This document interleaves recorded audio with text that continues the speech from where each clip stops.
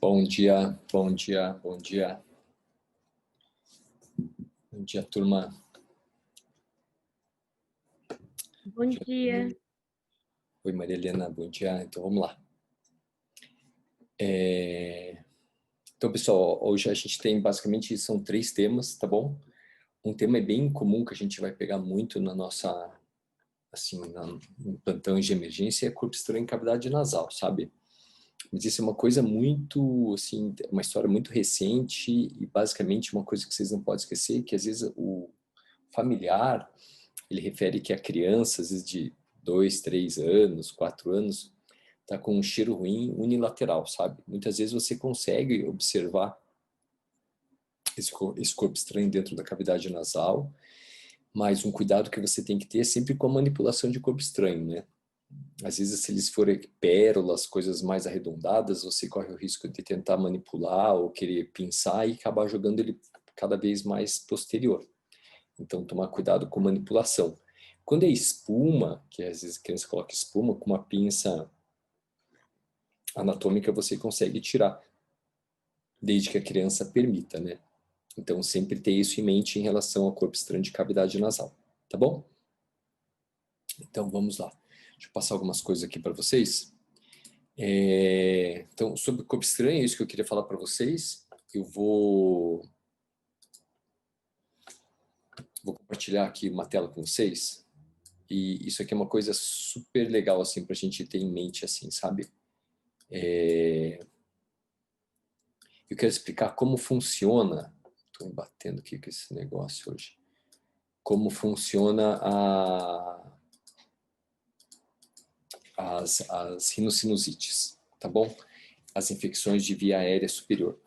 Antes eu quero mostrar uma coisa aqui para vocês que eu acho que é legal. Depois eu vou ver se eu consigo. Deixa eu abrir esse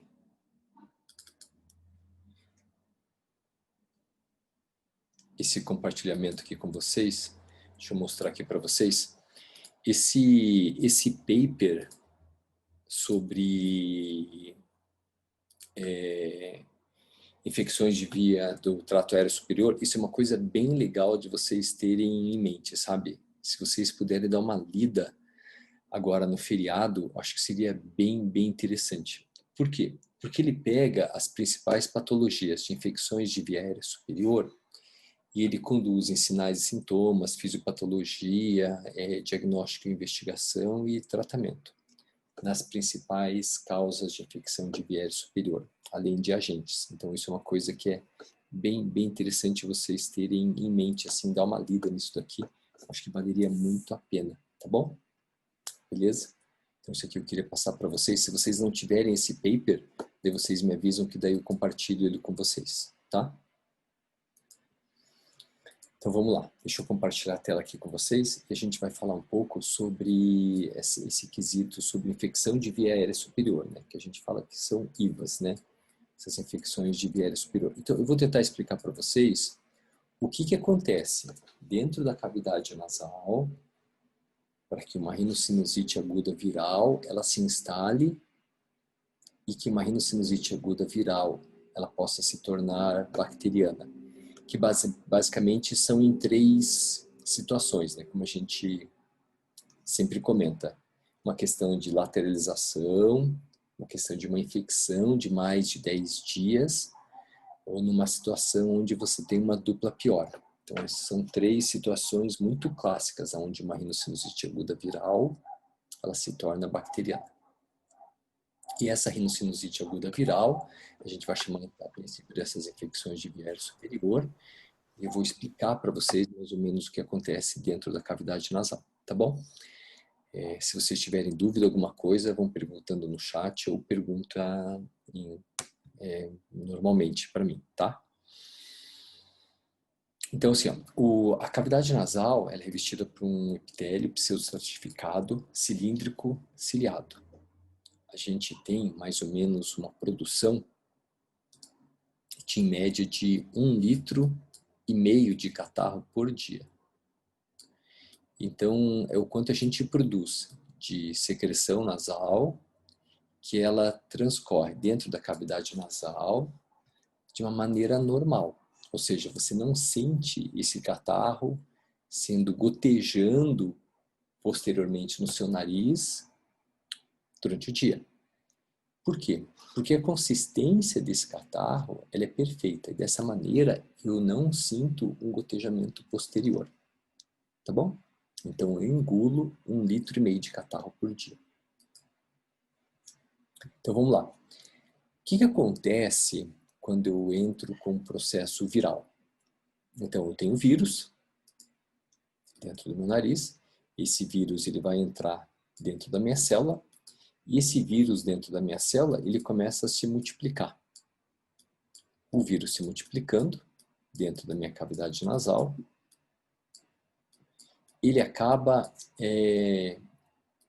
estourando essa célula nasal e eu vou perder os meus cílios. Então, eu perco os meus cílios dentro da cavidade nasal e esses vírus, eles acabam liberando um agente que a gente vai chamar de citocinas. Então, as citocinas são mediadores inflamatórios que eles estão agora dentro da minha cavidade nasal, em decorrência que eu tive dessa proliferação de vírus dentro do meu epitélio, que acabou explodindo a minha célula com a liberação de mais vírus e dessas citocinas. As citocinas, então, são mediadores inflamatórios. Junto com isso, o que aconteceu foi que eu perdi, todo o meu movimento mucociliar, tá bom? Então, meu movimento mucociliar que transportava o catarro do meu nariz de anterior para posterior, de uma maneira que eu não percebo, esse catarro começou a ficar preso dentro da cavidade nasal. É isso que começa a minha rinorreia. Então, a minha rinorreia começa porque eu perdi meu movimento mucociliar e a perda do meu movimento mucociliar, agora meu nariz começa a pingar. Por quê? Porque ninguém falou para minhas células caliciformes, que produzem muco dentro da cavidade nasal, que eu perdi meu movimento mucociliar. Então, elas continuam produzindo catarro, e esse catarro começa a escorrer anteriormente ou posteriormente. Eu sinto gotejamento posterior ou na frente fica pingando no nariz. Lembra que eu falei para vocês que a gente teve uma liberação de citocinas? Então, antigamente, antes dessa liberação de citocinas, o meu epitélio ele ocupava esse espaço. Mas como as citocinas são mediadores inflamatórios, então agora eu tenho um edema da minha mucosa nasal.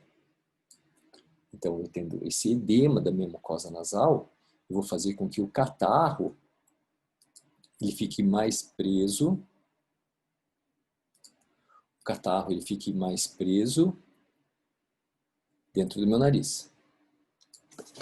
Lembra que eu falei para vocês que isso eu tenho um movimento mucociliar, esse catarro está preso, e quando ele escorre aqui na frente, ele acoriza. Mas por causa desse edema que ocorreu dentro da minha cavidade nasal, esse catarro ficando preso, ele se torna cada vez mais espesso. Ele se tornando mais espesso porque o ar não está passando dentro da minha cavidade nasal, e se o ar não passa dentro da minha cavidade nasal, eu tenho esse aumento do muco dentro do nariz. Se o ar não passa, não absorvendo calor e umidade, isso vai fazer com que esse catarro fique preso dentro da cavidade nasal. E as bactérias e os vírus, que antes eles eram saprófitas, ou seja, eles não interferiam no funcionamento do meu nariz, essa proliferação, as bactérias que são saprófitas, elas começam a se tornar oportunistas. Por quê? Porque como eu tenho mais catarro, esse catarro vira meio de cultura para proliferação de bactérias. Esse meio de cultura para proliferação de bactérias vai fazer com que o catarro fique mais espesso. Então eu passo de um catarro mais líquido, mais fluido, para um catarro mais espesso. É dessa maneira que eu posso evoluir de uma rinocinusite aguda, viral, para uma rinocinusite aguda, bacteriana. E essa é a complicação de uma infecção de via aérea superior. Vale a pena lembrar um pouco sobre a fisiologia da cavidade nasal. Acho que hoje aqui deve estar, sei lá, uns 20 graus Celsius, tá bom? E mais ou menos uns 40, 50% de umidade relativa do ar. Quando esse ar ele passa pela cavidade nasal, ele sempre vai sair posteriormente a 37 graus Celsius e 70% de umidade relativa do ar. Por que eu faço isso? Porque essa é a condição física química perfeita que eu consigo retirar o oxigênio do ar inspirado para dentro dos meus alvéolos e, consequentemente, para dentro das minhas hemácias.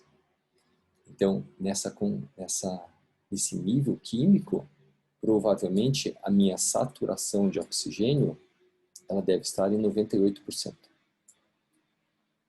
O problema que eu tenho de eu fazer respiração bucal de suplência e não passar o ar pela minha cavidade nasal é que provavelmente eu vou ficar com uma saturação de oxigênio em torno de 92%.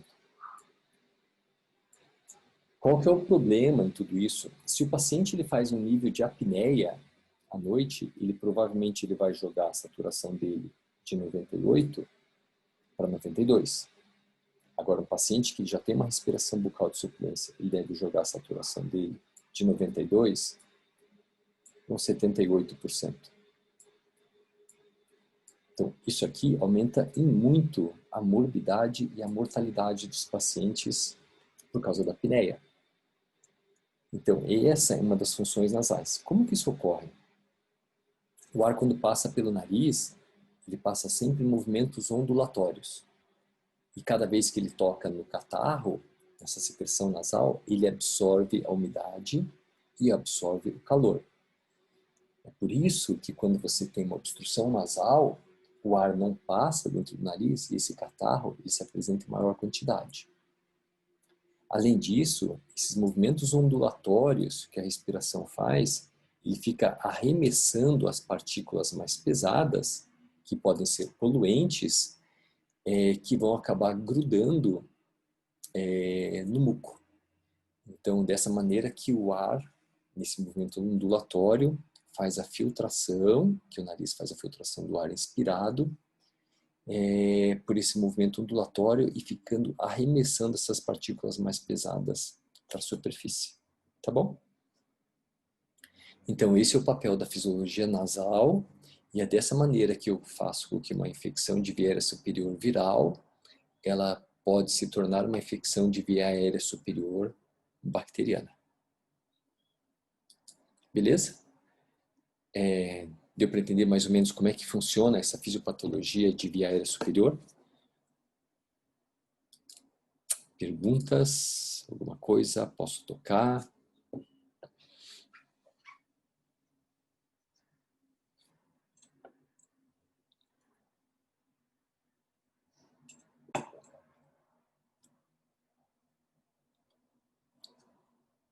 Então, beleza.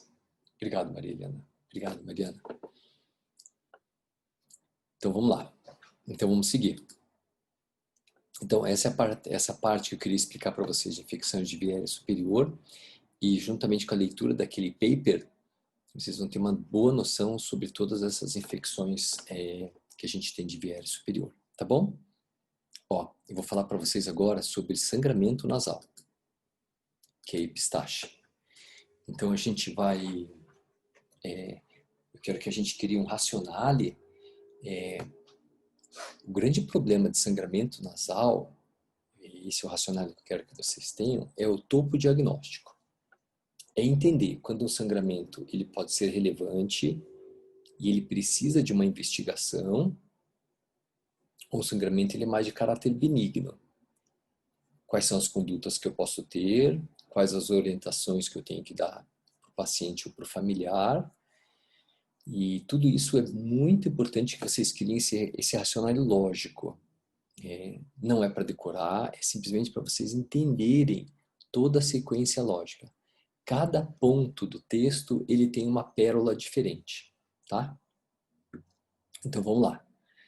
Então falando sobre sangramento nasal, a referência desse texto ela vem do New England.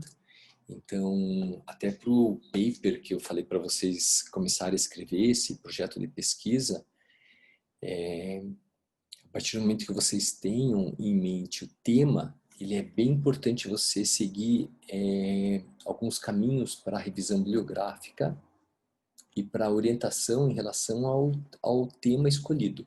Então é bem legal vocês pegarem como referência os artigos que já foram selecionados pela Cochrane ou os artigos da New England, tá bom?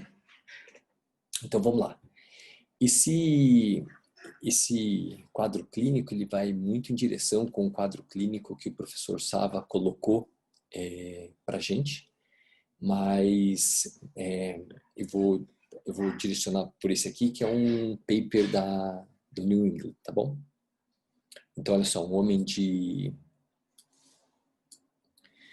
61 anos de idade, então ele se apresenta, então, com quadro de sangramento nasal, do lado esquerdo, então, de um lado só, contínuo a 1 hora, ele estima ter perdido mais ou menos meia xícara de sangue, relata ausência de histórico de sangramento, de obstrução nasal, sangramento, trauma ou contusões. Ele tem uma história de hipertensão e os medicamentos incluem atenolol e o AS infantil.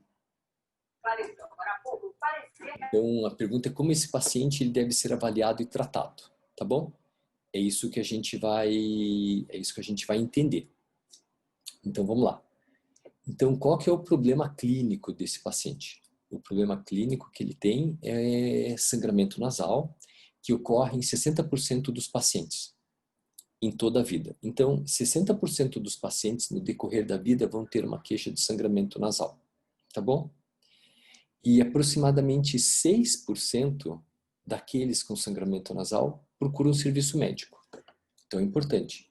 60% da população vai ter sangramento nasal, mas apenas 10% desses vão acabar procurando um atendimento médico. A prevalência é maior para crianças até 10 anos de idade e depois aumenta novamente após os 65 anos de idade. Tá bom? Então, as características anatômicas do sangramento.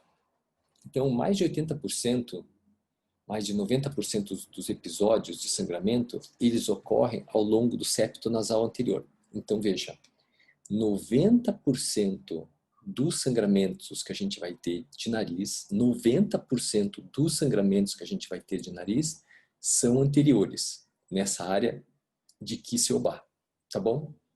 Então, isso é extremamente importante, vocês têm que ter em mente. Então, 90% dos sangramentos a gente pode resolver com uma dígito-pressão ou uso de vasoconstritor, já falo melhor para vocês. Lembrando que o suprimento vascular, ele vem da carótida externa, através do ramo labial superior, da artéria facial, e dos ramos terminais, da esfenopalatina, carótida interna e artéria timoidal anterior e posterior. Então, assim, ó, sangramento anterior, ele pode ocorrer de ramos terminais da artéria esfenopalatina, isso é clássico questão de prova, pode, tá bom? Mas não do ramo inicial da artéria esfenopalatina, como da artéria nasal lateral posterior. Então isso sempre confunde um pouco, eu já explico para vocês na foto anatômica. E aproximadamente 10% das hemorragias nasais, elas são de origem posteriores, que são os vasos mais posteriores, que eles são mais calibrosos, onde o sangramento realmente é mais intenso e acomete principalmente paciente idoso ou paciente que apresenta algum tumor nasal. Então, lembrando para vocês que posteriormente eu tenho o ramo da artéria esfenopalatina, mas os ramos terminais da artéria esfenopalatina, assim como da artéria timoidal anterior, artéria timoidal posterior e artéria nasal labial, elas são esses ramos terminais que fazem o complexo de Kiesel-Bach. Tá bom? Então, sempre ter em mente isso, que os sangramentos posteriores, eles normalmente envolvem a artéria esfenopalatina. E os sangramentos anteriores, eles compreendem normalmente o complexo de Kieselbach. Beleza? Então vamos lá. Causas e condições que contribuem daí para a epistaxe. Então colocando aqui para vocês que ambas as condições locais, isso é super importante a gente ter em mente, que condições locais ou condições sistêmicas, e a gente vai abordar as duas, elas podem causar sangramento nasal. Então, normalmente, colocar o dedo no nariz, que é o trauma digital autoinduzido, ele é uma das principais causas de sangramento nasal. E isso a gente nota muito quando o paciente faz muita crosta, e criança normalmente coloca muito dedo no nariz.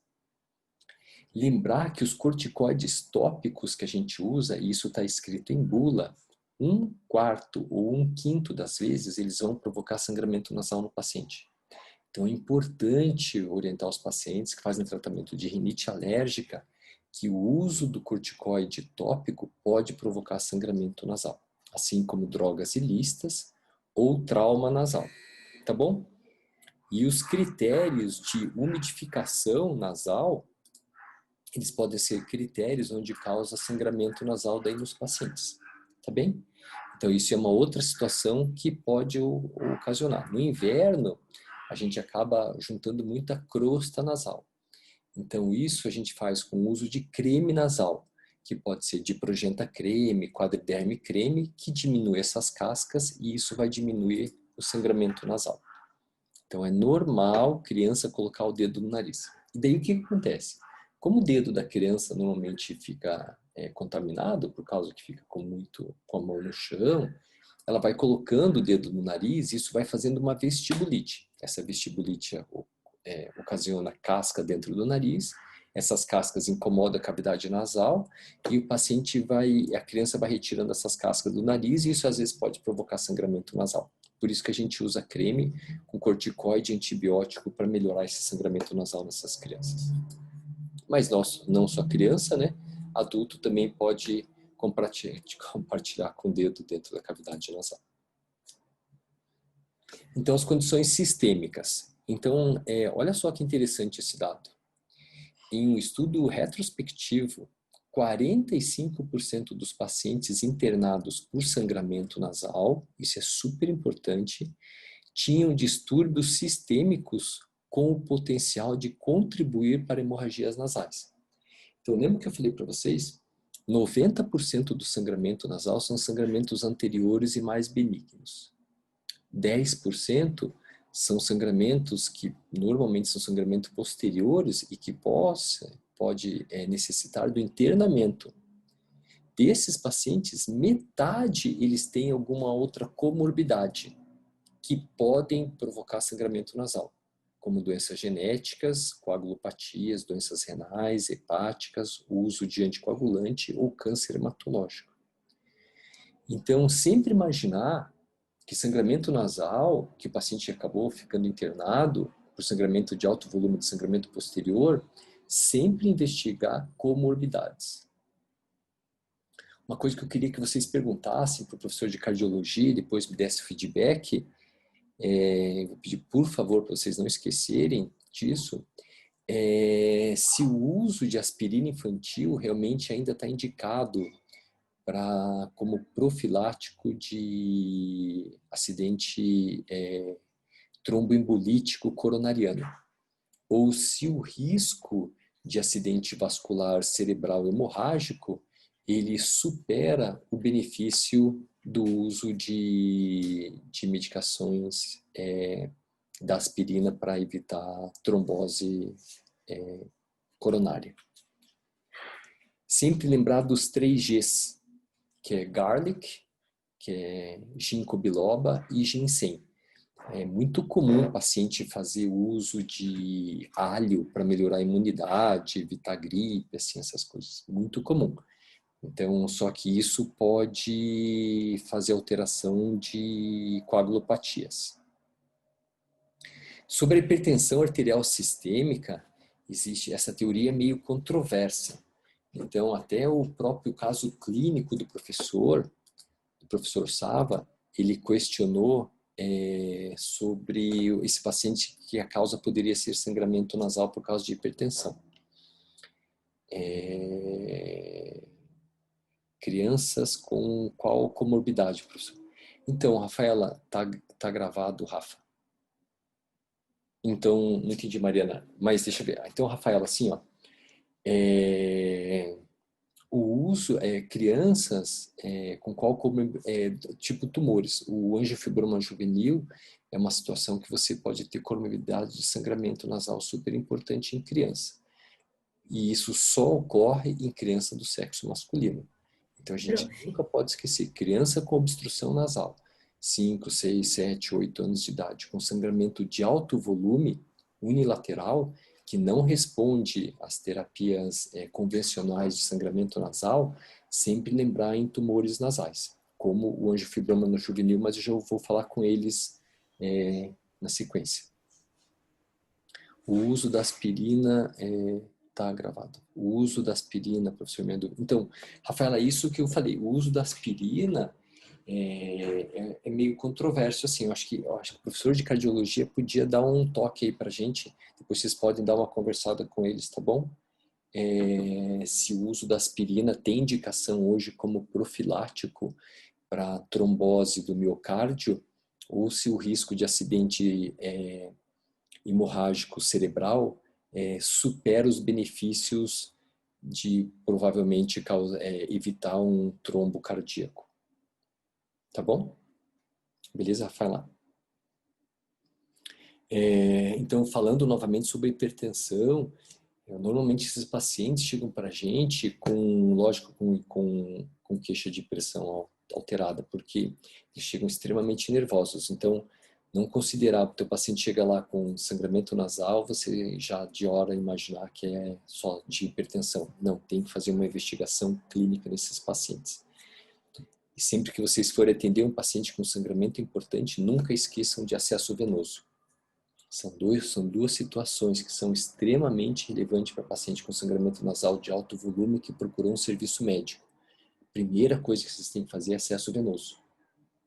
E a segunda coisa que vocês têm que ver é a capacidade respiratória desses pacientes, visto que o nariz ele pode estar comprometido, cheio de coágulo ou com sangramento ativo, tá bom? Mas a gente já fala melhor sobre isso. Então, aqui a gente já falou sobre a questão da hipertensão e lembrar de causas sistêmicas a telangiectasia hemorrágica hereditária. Então, isso é sempre questão de prova, que é síndrome de Osler-Weber-Rendel. Ela foi descrita em 1896 por Henry Rendel, que começou com um sangramento clássico, depois o William Osler relatou sobre essas alterações vasculares, e o Frederick Weber, ele então publicou papers sobre essas doenças de caráter familiar, tá bom? Por isso que dentro da história, quando vocês vão tirar a história do paciente com sangramento nasal, sempre tem que perguntar se tem algum familiar que tem sangramento nasal.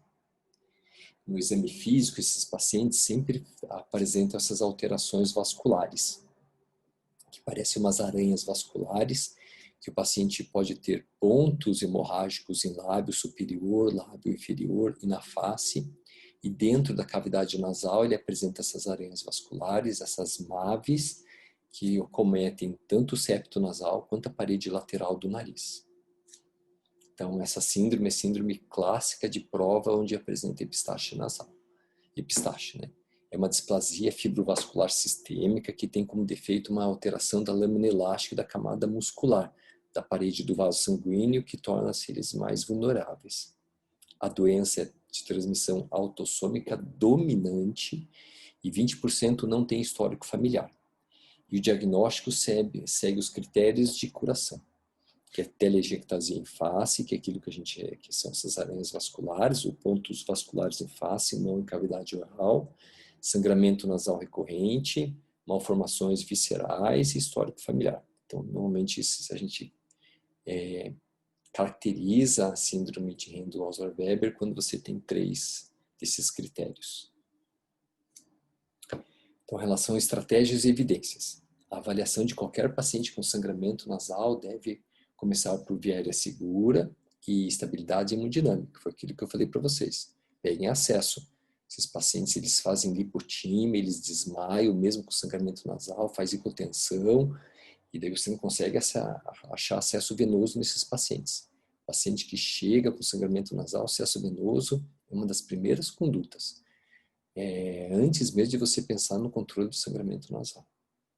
Então, a história completa, a questão de lateralidade, duração, histórico familiar, sempre para você criar um racionale de pensar que pode ser tumor ou pode ser uma questão relacionada com distúrbios de histórico familiar. Então, o exame físico ele se concentra na localização, na questão do topo diagnóstico, perguntar se o sangramento começou primeiro anteriormente ou primeiro posteriormente. E tem uns estudos que relatam que 65% dos sangramentos nasais, então você vê que é muito alto, a gente controla somente com oximetazolina. Então, sempre que vocês forem, isso é uma dica para a vida de vocês, sempre que vocês forem fazer plantão em UPA, uma das coisas que vocês são obrigados a ter dentro da maleta de vocês é um frasco de oximetazolina, que comercialmente é o Afrin. Porque 65% das vezes você vai resolver o problema de sangramento nasal desses pacientes apenas com o uso de oximetazolina. Se vocês tiverem um aspirador, aspirar coágulo de cavidade nasal, além de melhorar a respiração do paciente e o desconforto, o coágulo ele é um consumidor de fatores de coagulação. Então, às vezes, você só removendo o coágulo dentro da cavidade nasal e usando oximetazolina, você resolve assim, quase que 2/3 dos sangramentos nasais. Então, sempre lembrar de sangramento unilateral, né? Em paciente com difícil controle, sempre pensar em neoplasias e obstrução nasal unilateral com sangramento unilateral, às vezes dor em face, evidências de neuropatias, dormência, alteração de visão. Além de você fazer o controle de sangramento desses pacientes, justifica você fazer uma tomografia de seios da face. Então, falando daquele paciente de sexo feminino, criança, como eu falei para vocês, vou mostrar para vocês aqui um caso de um tumor de angiofibroma, que eu operei de uma criança, um adolescente no caso. Então, esses sangramentos, o paciente se queixa de muita obstrução nasal, e eles têm sangramento de altíssimo volume e de um tempo de recorrência muito grande. Então, normalmente, esses pacientes eles podem cursar com esses angiofibromas. Então, mostrando para vocês que o angiofibroma é um tumor extremamente vascular, isso aqui é dentro da cavidade nasal do paciente. Então, quando eu retiro esse tumor, por ter já ligado as artérias que suprem esse tumor, ele sai apenas com 1/3 do tamanho dele. Então, ele dentro do nariz, ele é 60% maior do que vocês podem observar aqui. Então, são lesões muito grandes e de volume de sangramento extremamente alto. Então, não pode comer bola. Então, criança de 6, 7, 8, 9 anos de idade, com sangramento nasal, volumoso, obstrução nasal importante, sexo masculino, qual uma das possíveis causas? Tem que lembrar do angiofibroma. Tá bom? Então vamos lá, opções de tratamento. A maioria das hemorragias nasais anteriores ela é autolimitada, aquilo que eu falei para vocês. Então a gente controla com tampão, apertando a cavidade nasal, que o sangramento ele vem ali da região anterior de Kissimmee. O paciente deve ficar numa posição de a cabeça fique mais confortável. Normalmente a gente pede para o paciente ficar a cabeça levemente para baixo, ficar com a cabeça para cima desse jeito, às vezes ele fica engolindo muito sangue, isso dá muito desconforto para o paciente. Sempre lembrar com o uso de spray de oximetazolina, aqui como eu falei para vocês. Em um estudo que vocês podem ver aqui embaixo, o spray de oximetazolina parou o sangramento em 65% dos pacientes com epistaxe. Então você vê que é extremamente alto o benefício da oximetazolina em pacientes com sangramento nasal. Não usem adrenalina. Não usem adrenalina, tá bom? A cauterização química, normalmente a gente faz em consultório de otorrino, que a gente usa nitrato de prata ou o ácido tricloroacético, tá bom? Então, a compressão da ala nasal é bem importante. Então, aqui é o osso próprio do nariz, não é aqui que você aperta, então é aqui embaixo. Então, você aperta, normalmente você segura de 8 a 15 minutos, é o tempo que você comprime para tentar fazer o controle do sangramento nasal.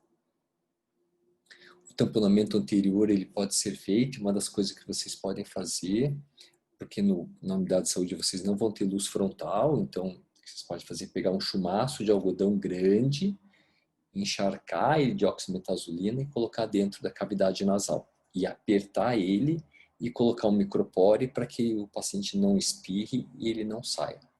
Então isso é uma das coisas que vocês podem fazer para tamponamento anterior. O tamponamento com gás revestido de vaselina, assim, isso é uma coisa que vai ficar mais para o ambulatório de otorrinolaringologia.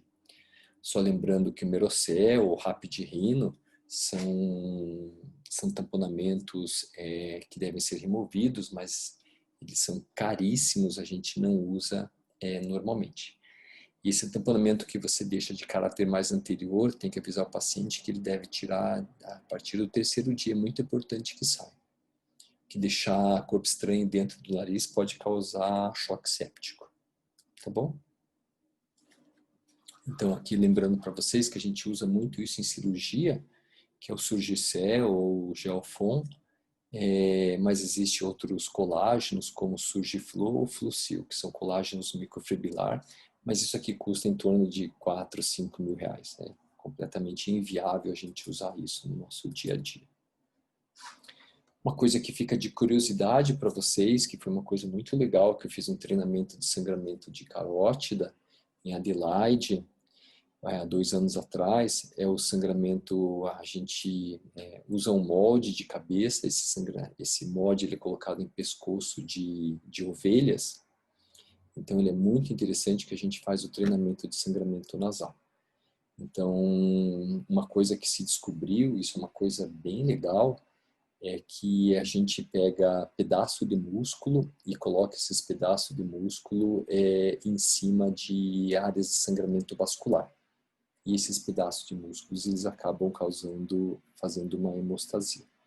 Então aqui para vocês eu estou colocando o Surgiflo, o Flucil, então vocês vejam que é uma espuma que você joga dentro da cavidade nasal, em cima do vaso, tá bom?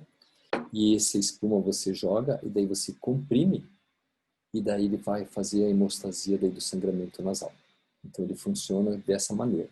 Então você vê que essa espuma que você coloca em cima da área de sangramento nasal, depois você tira o packet de algodão que você estava fazendo controle do sangramento nasal. Dessa maneira você tem um controle daí do sangramento. Então isso é com Flucil, como eu falei, isso são coisas extremamente caras que a gente não tem muito aqui no nosso dia a dia, tá bom? Mostrando que depois você retira o algodão e ele faz uma hemostasia. As outras formas que você tem, depois você aspira, você vê que o sangramento vai retornar. As outras formas que você tem de controle de sangramento arterial são clipes, que a gente pode usar, tá bom? A gente faz controle de sangramento. Como eu falei para vocês, o sangramento arterial, que são sangramentos de altíssimo débito, o que você pode colocar daí, que as pessoas colocam, isso a gente aprendeu, isso foi desenvolvido em questão de curativos de guerra, que pedaços de músculo pode ser colocado em cima dessas feridas vasculares, e a questão do sangramento arterial é um sangramento muito maior, né? Então chama-se esse PET muscular. Você pega um pedaço de músculo e coloca em cima da área onde está havendo sangramento nasal. É impressionante, a gente não sabe direito como isso funciona, mas esse músculo ele faz uma eliminação de agentes químicos que a gente não consegue entender, agentes físicos que faz o controle do sangramento nasal.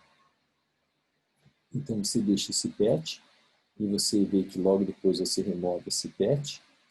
Aqui eu vou mostrar aqui para vocês, com a remoção desse PET, o sangramento praticamente ele para. Então, você mantém o PET, você pode ver que quando você normalmente trabalha novamente com esse vaso e tira essa porção que estava fazendo hemostasia, o paciente começa a ter o sangramento novamente. Sangramentos de maiores volumes, esse treinamento ele requer, então a gente faz cortes de sangramento de alto volume da carótida externa, pode ver que o sangramento é de altíssimo débito, né? Então isso é um treinamento extremamente importante para quem vai fazer cirurgia vascular. Então, novamente, a colocação do PET muscular, é impressionante esses sangramentos de alto débito, que você coloca o PET muscular e ele controla completamente o sangramento. É lindo, isso aqui é uma coisa fantástica. Se tira o PET, ele volta a sangrar novamente. Uma coisa fantástica esse desenvolvimento dessa técnica. Tenta cauterizar químico elétrica de destacamento. Então, Rafaela, ó, a cauterização que a gente faz em consultório de otorrino, a gente sempre tenta cauterização química, porque a cauterização térmica, a gente só vai conseguir fazer mesmo se for em centro cirúrgico. Tanto faz em adulto e em criança, porque ela dói muito, sabe? Então a gente tenta a cauterização química dentro do consultório com ácido tricloracético ou nitrato de prata, tá bom? Mas a gente faz a química antes, e se a química não resolver, a gente leva o paciente para o centro cirúrgico e daí faz a térmica. Tá bom? O tamponamento é uma situação de emergência, sabe, Rafaela? Então você tem que resolver como você vai fazer o controle de sangramento desse paciente. Porque o tamponamento ele é uma situação onde você coloca de emergência ali, só para controlar o sangramento nasal, mas depois você vai ter que voltar e ver como que você vai fazer para controlar esse sangramento. Então, racionale, assim, paciente que você atende no posto, tamponamento anterior, controle de sangramento, ele vai para o ambulatório de otorrino, tenta a cauterização química, e se a cauterização química não consegue ser efetiva, daí vai para a cauterização térmica da centro cirúrgico. Tá bom?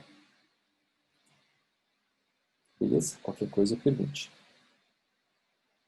Então, falando aqui sobre os tamponamentos nasais posteriores, né? Daí, esses são por sangramentos.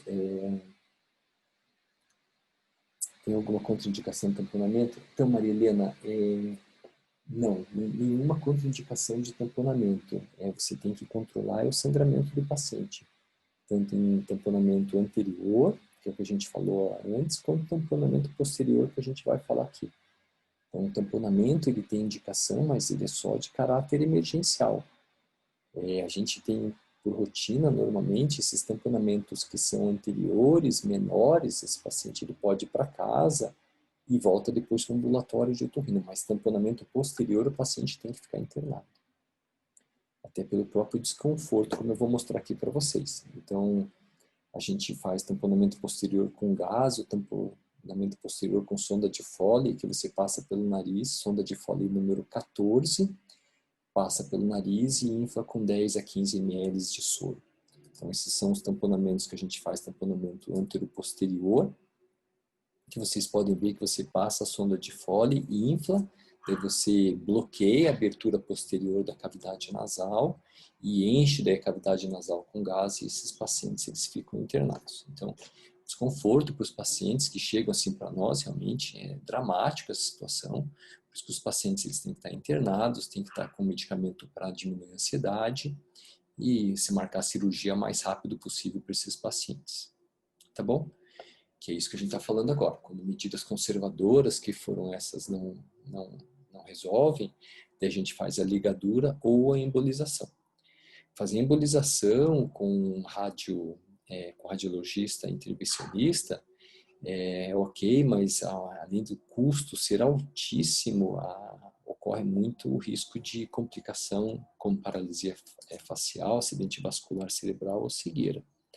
Por isso que a gente usa muito a ligadura de artéria esfenopalatina, procedimento que demora mais ou menos 1 hora para ser realizado, e a gente diminui muito os custos daí dos pacientes que chegam com sangramento nasal.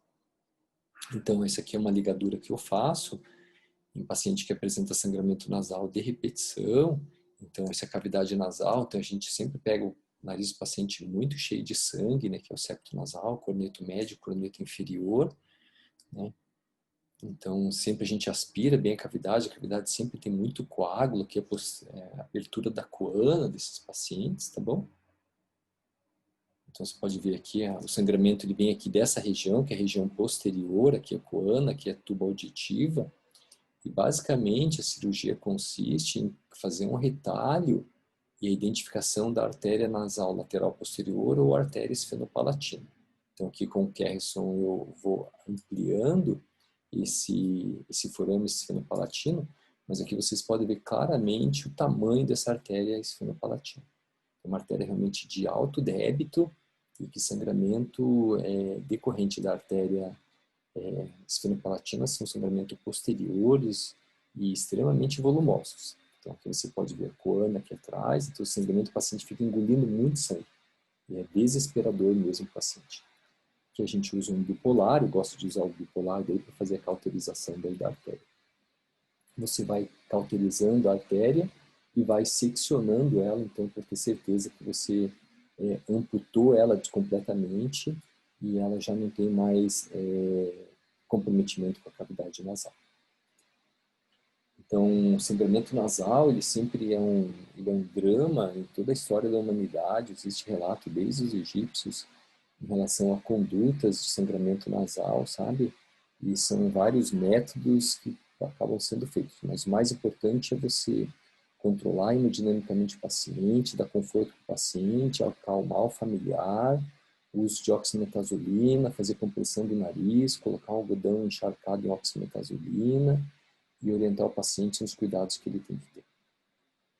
Tá bom? Perguntas. Perguntas, turma. Perguntas. Uma pergunta sobre fisiopatologia de infecção de viés superior, corpo estranho de nariz ou sangramento nasal. Uma pergunta, dúvida, alguma pergunta? Alguma coisa?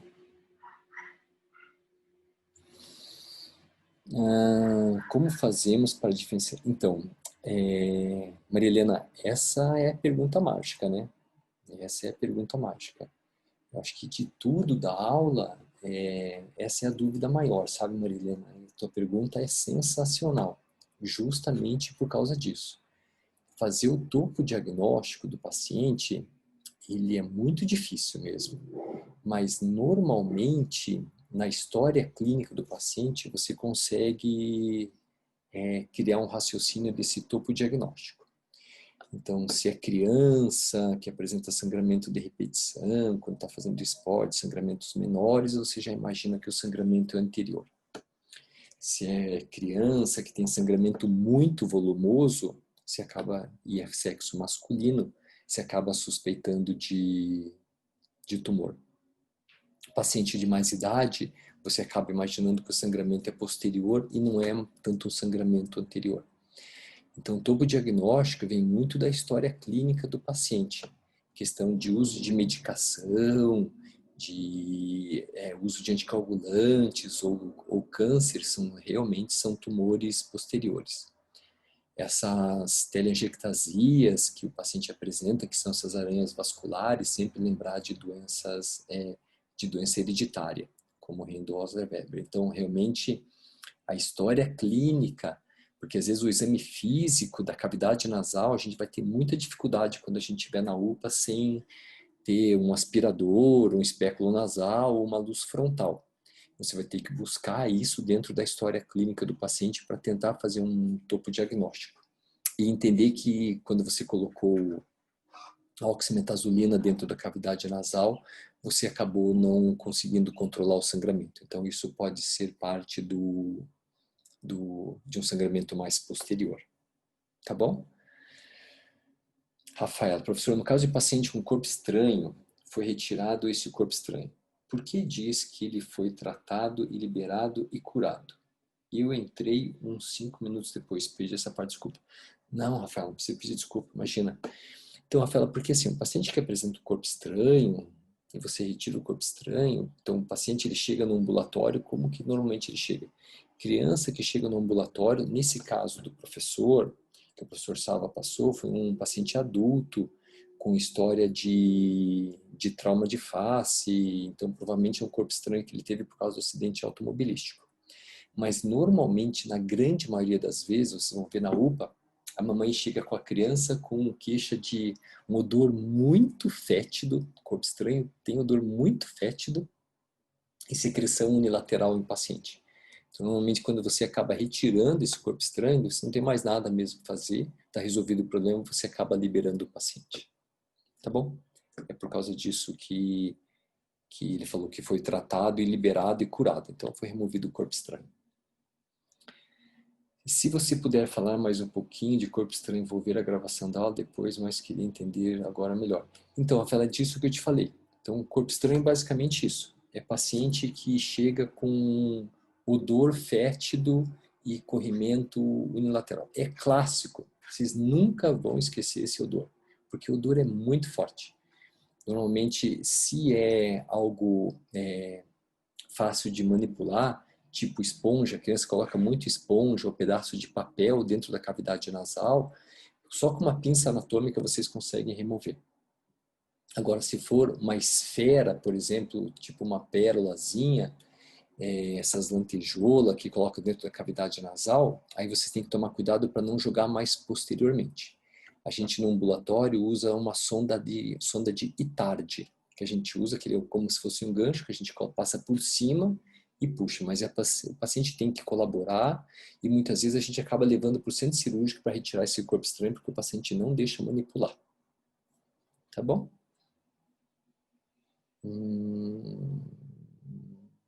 Ok, estranho, um acúmulo de secreção. Normalmente, porque o que acontece? A criança coloca esse corpo estranho e ela colocou na cabeça dela, deletou, né? Então, só depois de alguns dias que ele começa a ter cheiro forte, a secreção. E a mãe chega da criança e fala assim, nossa, você está cheirando muito estranho, tá cheirando coisa podre, coisa estragada. É muito comum isso com espuma. Espuma, então, fedor o cheiro, o odor é horrível. Mas normalmente é isso, a história é bem, bem clássica. E remoção mesmo a gente tenta fazer no ambulatório mesmo, salvo a gente não tenha o controle do paciente, o paciente se agita muito, a gente leva para o centro cirúrgico, cede o paciente e retira o paciente. E normalmente não precisa fazer antibiótico, nada, porque essa secreção, depois de retirado do corpo estranho, já está tratado. Tá bom?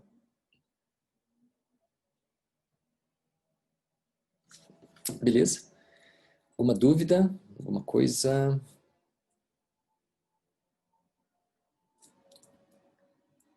Beleza, então. Obrigado, turma. Uma ótima semana para vocês, uma semana abençoada aí para vocês. A gente se fala daí semana que vem, é feriado. Procure aquele paper sobre IVAs, eu acho que é super legal vocês terem uma noção sobre isso. Qualquer dúvida, daí vocês me avisem, tá bom? Lembrando que eu já vou deixar para vocês essa aula gravada lá no Blackboard de vocês, o link pro YouTube, tá bom? Um beijo enorme. Fiquem com Deus, ótima semana para vocês. Qualquer coisa, avise. Beijo, turma. Obrigado, Maria Helena. Obrigado, Maria Letícia. Beijo. Beijão.